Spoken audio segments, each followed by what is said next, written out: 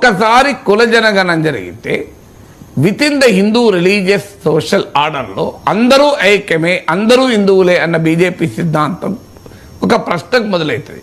అయ్యా అందరూ హిందువులు కాదు, ఇంకో అగ్రకులాల వారి పరిస్థితి ఇంత బాగుంది, మా పరిస్థితి బాగాలేదు, మీరు అందరూ రాముని పేరిట మమ్మల్ని ఐక్యం చేయమంటున్నారు, మరి మా జీవిత పరిస్థితులు ఎందుకు సేమ్ లేవు, అందరము రామభక్తులమే కదా అని ప్రజలు అడుగుతారు. కుల జనగణన జరిపాక అనివార్యంగా రిజర్వేషన్ డిమాండ్లు పెరుగుతాయి. ఎందుకంటే బీజేపీ ఇప్పుడు అగ్రకుల పేదలకు 10% రిజర్వేషన్ ఇచ్చింది, ఈ ఎకనామికల్ వీకర్ సెక్షన్స్. అగ్రకుల పేదలు ఎంతమంది ఉంటారు? అసలు అగ్రకులాల జనాభే 15% మించి ఉండదు. అందులో పేదలు ఎంతమంది ఉంటారు? ఓ 10% ఉంటారు అనుకోండి.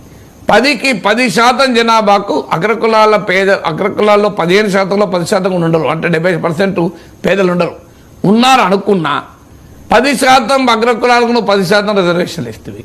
బీసీలు 52%